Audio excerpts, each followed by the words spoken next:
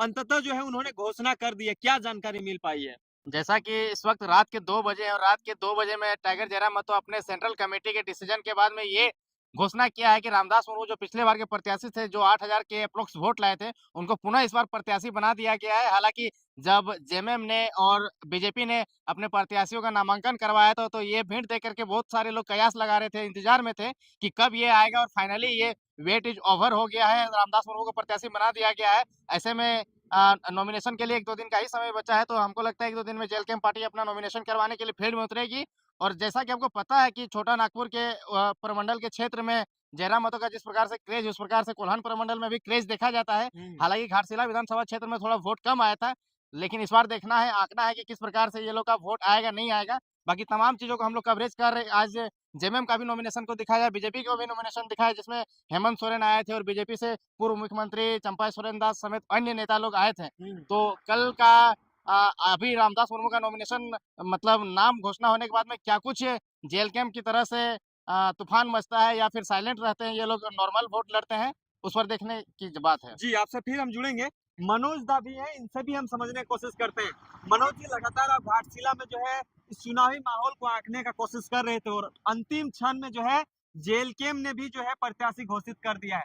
क्या रणनीति बन पा रहा है? क्या लगता है कि वाकई में बीजेपी जेएमएम के लिए जेएलकेम जो है सिरदर्द बनने का काम कर रहा है क्या? बिल्कुल सिरदर्द बनने का पूरा चांस है, क्योंकि यहाँ पे त्रिकनिया मुकाबला होने का चांस लग रहा है। अच्छा। क्योंकि यहाँ कुर्मी का भी यहाँ पे 20-25 हज़ार यहाँ पे वोटर है। तो यहाँ पे बीजेपी को नुकसान होने की चांस है और जेएमएम को भी नुकसान होने का बहुत चांस लग रहा है।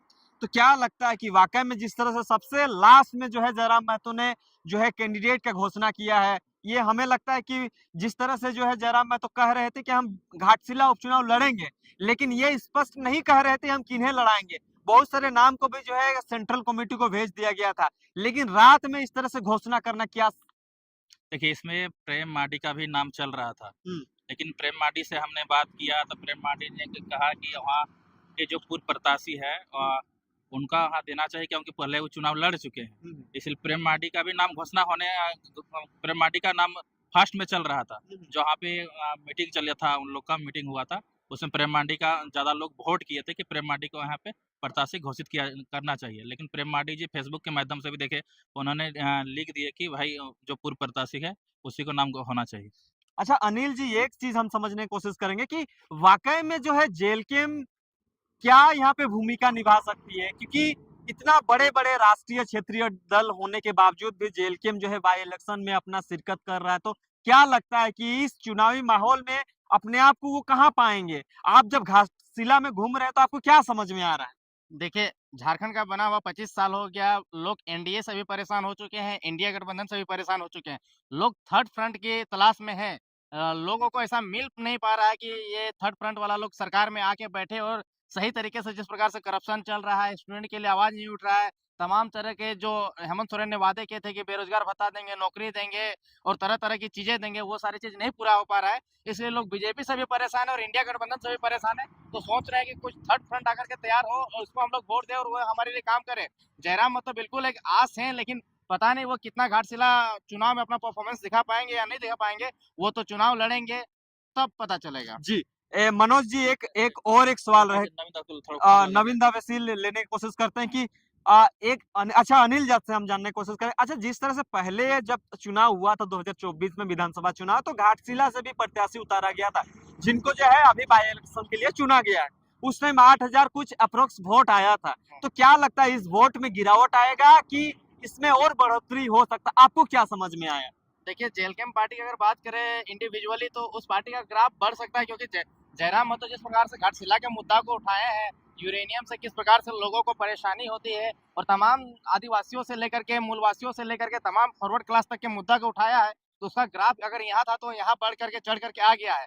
और बीजेपी और जेएमएम में जो वोट का जो डिफरेंस था, हार और जीत में जो डिफरेंस था, वो 22,000 था, लेकिन वो डिफरेंस जो है इस बार कम होने का चांस है। और बहुत सारे राजनीतिक विशेषज्ञ लोग ये कहना है कि इस बार जो है मुकाबला त्रिकोणीय होगा और इस बार जो है कि 50,000, 60,000, 70,000 तक में वोट डिक्लेरेशन हो जाएगा कि कौन जीतेगा। इस वक्त अनिल तो जी, जिस प्रकार से नवीन जी ने बताया कि हम लोग का तैयारी बिल्कुल एकदम जोरदार तरीके से है और इनका साफ तौर पे कहना है कि सेंट्रल कमेटी के जितने भी लोग हैं तमाम लोगों को जो है कि घाटशिला में उतार दिया जाएगा और जो जिस भाषा में कंफर्टेबल है, मान लीजिए एसटी की आबादी यहाँ पे है क्योंकि एसटी रिजर्व क्षेत्र है ये, तो एसटी उनके जेल कैंप पार्टी में जो लोग हैं वो एसटी लोग जाकर के लोगों से कम्युनिकेट करेंगे, मुद्दा को समझाएंगे कि क्या क्या आइडियोलॉजी था जेएमएम का और वो क्या क्या नहीं पूरा किया है, बीजेपी क्या क्या उसका जो वादा था, इरादा था, उसको पूरा नहीं किया है। तो तमाम चीजें, तमाम मुद्दों को लेकर के ये लोग जो है कि लोगों के पास जाने का काम करेंगे। उसके बाद लोग समझते हैं या नहीं समझते हैं मुद्दा को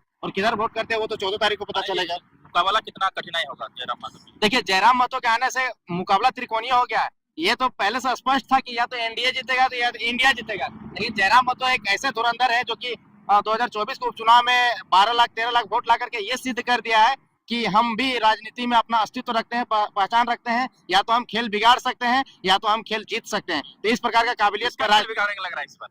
एनडीए या इंडिया का बिगाड़ेंगे, दो ही तो ऑप्शन है, दोनों में से किसी एक का बिगाड़ेंगे। हालांकि रामदास सोरेन के मृत्यु के बाद में यह संभवतः माना जाता है जहां जहां उपचुनाव हुआ है उसी परिवार के लोग जीते हैं या जो पूर्व मंत्री मरे हैं उन्हीं के परिवार के लोग जीत जाते हैं, जिस प्रकार से डुमरी में घटना घटा है। जी जी, मेरा ये भी सवाल है कि बहुत सारा सोशल मीडिया में ये भी चर्चाएं बनी हुई है कि घाटशिला में जो है परिवारवाद का परिचालन बहुत तेजी से हो रहा है, क्योंकि जो बाबूलाल सोरेन है उनको भी जो है चंपई सोरेन के बेटे हैं उनको दिया गया, और जो रामदास सोरेन के बेटे जो है समरेश चंद्र जो सोरेन है उनको दिया गया। तो इस चीजों में जयराम महतो क्या भूमिका निभा रहे हैं कि परिवारवाद को तोड़ना चाह रहे हैं, क्या मतलब बनता है इस चीजों से? आज हमने भानु प्रताप शाही जो पूर्व मंत्री रहे थे, स्वास्थ्य मंत्री, उनसे बात किया परिवारवाद को लेकर के, तो उनका साफ तौर पे कहना है कि परिवारवाद आज से नहीं है, कई सालों हर पार्टियों में रहता। कांग्रेस में भी परिवारवाद चल रहा था, जेएमएम में भी आप देख सकते हैं परिवारवाद चल रहा है, बीजेपी में भी परिवारवाद चल रहा है। तो परिवारवाद कोई नया चीज नहीं है। जयराम महतो जिस प्रकार से बात करते हैं कि फ्रेश पॉलिटिक्स हम लोग करेंगे, न्यू कैंडिडेट को प्रेजेंट करेंगे जिसमें गांव का लड़का जिसमें हुनर है उसको छांट करके निकाल के लाएंगे, मतलब मिट्टी को हम लोग सोना बनाने का काम करेंगे। तो उस प्रकार से स्टेप लिया हुआ दिख रहा है, क्योंकि रामदास मुर्मू जो है वो कोई बड़े घराने से नहीं आते हैं या उसके पास बहुत पूंजी नहीं है या बहुत पैसे वाले नहीं है। वो गरीब घर के ही एक लड़का है जो पढ़ाता है, कोचिंग पढ़ाता है, उस लड़का को छांट करके लाया है। अब कितना वोट लाएगा नहीं लाएगा वो तो उसके परफॉर्मेंस पे, उसके एबिलिटी पे दिखेगा। अच्छा, एक अंतिम सवाल रहेगा, जयराम महतो इस उपचुनाव में किसी को समर्थन भी दे सकते थे, बीजेपी को या जेएमएम को समर्थन दे सकते थे, लेकिन उन्होंने समर्थन किसी को नहीं दिया। अपने तर्ज पर, अपने पार्टी के सिंबल पर जो है चुनाव लड़ाने का जो है निर्णय उन्होंने लिया। तो ये निर्णय कितना सार्थक साबित होगा, आपको क्या लगता है? देखिए, राजनीति में दो चीज तो निश्चिंत है, एक हार और दूसरा जीत। जगन्नाथ महतो जब मरे तो उनका साफ तौर पे कहना था कि हम लास्ट पे राजनीति नहीं करेंगे। मेरा सच्ची श्रद्धांजलि जगन्नाथ महतो के लिए यही होगा कि हम वहाँ पे कैंडिडेट ना दें, लेकिन क्योंकि वो डुमरी विधानसभा क्षेत्र था, उसका पार्टी उस समय पूर्ण रूपेण स्टेब्लिश नहीं हुआ था। अब क्योंकि ये एक रजिस्टर्ड पार्टी हो गया तो उनका भी कर्तव्य बनता है, हार या जीत तो होना ही है। जहां मेरा पकड़ नहीं बना है उन क्षेत्रों में जाएंगे तो मेरा वोट परसेंटेज बढ़ेगा, लोगों से जुड़ाव बढ़ेगा, मेरा मुद्दा बढ़ेगा, लोगों से मेरा इंटरेक्शन बढ़ेगा। तो कितना दिन चुप बैठे रहे, अपने आवाज को लोगों तक ना पहुंचाए। इसलिए उनका भी साफ सोच है, वोट जितना आएगा नहीं आएगा, हार या जीत जो भी होगा, लेकिन अपना प्रेजेंस देना है। जैसे कहावत नहीं कहा जाता है कि तेरे जीत से ज्यादा चर्चा मेरा हार का होगा, तो उसी प्रकार की राह में कुछ निकल पड़े हैं, क्योंकि जानते ही वो तो बोलते हैं हम राड़ बाटे के राड़ लोग हैं, तो हार या जीत जो होगा देखा जाएगा। अच्छा, मनोज जी से अंतिम सवाल रहेंगे। ये कहा जा रहा था कि जयराम महतो जब टिकट घोषणा नहीं कर रहे थे तब लोग कह रहे थे कि जयराम महतो शायद बीजेपी के आड़े जो है आके इस तरह से कैंडिडेट नहीं दे रहे हैं या जेएमएम को समर्थन देने के लिए इस तरह से नहीं कर रहे हैं। तो वाकई में आज उन्होंने जब टिकट की जो नाम का घोषणा उन्होंने किया, तो क्या लगता है कि वाकई में किसी को चुनौती देने का काम कर रहे हैं, किसी के बातों को इग्नोर करते हुए उन्होंने अपने पार्टी को ही प्राथमिकता देते हुए वहां का कैंडिडेट दिया? क्या डुमरी में जो धनबाद में जो मीटिंग हुआ था उसमें यहाँ कोल्हान के जो टीम गए थे, उन लोग को साफ करना है कि कैंडिडेट नहीं दीजिएगा तो लोग सोचेंगे कि ये लोग डरे हुए हैं, डर से नहीं दे रहे हैं, इस प्रकार का जो भावनाएं थे लोगों का। इसीलिए उन्होंने साफ तौर पे जो ये लोग का मांग था कि अगर हम लोग कैंडिडेट नहीं देते हैं तो लोग क्या सोचेंगे, इसलिए उन्होंने कैंडिडेट यहाँ पे दिए। जी, तो ये बड़ी खबर थी, आपको हमने बताया। और अभी हम लोग फिलहाल जो है घाटशिला विधानसभा के अंतर्गत ही है, और लगातार घाटशिला के अंतर जो भी चीजें एक्टिविटी हो रही है, त्रिकोणीय मुकाबला होगा या नहीं होगा, ये देखना बेहद जरूरी है। और आपको हम सुबह से लगातार जो है अपडेट देने का काम करेंगे, समझाने का काम करेंगे, दिखाने का काम करेंगे। कुछ बोलिएगा। देखिए, रात के इस वक्त 2 बज रहे हैं और हम लोग 2 बजे रात तक जगे हुए हैं। और देखिए, ये एनएच में खड़े हुए हैं, घाटशिला रिपोर्टिंग करने के लिए आए। इसलिए हम लोग तीनों का जो रिपोर्टिंग है, जो डेडिकेशन है जनता के बीच में, जनता के बातों को लेकर के जाने का, उस चीजों को भी आप लोग समझिए और हम लोग का चैनल को थोड़ा बढ़ाइए। बाकी मेरा एक चैनल में स्ट्राइक पड़ गया, इस वजह से अपना चैनल में अपलोड नहीं कर पा रहे हैं। चैनल का नाम बता दीजिए। जो नया चैनल में डाल रहे हैं उस चैनल का नाम है झार पल्स। झार हम लोग नाम से डिस्क्रिप्शन में दे देंगे लिंक। हाँ, ये लोग डिस्क्रिप्शन में लिंक दे देंगे और कम्युनिटी में भी मार दिए हैं, कम्युनिटी पोस्ट वो भी कर दिए हैं।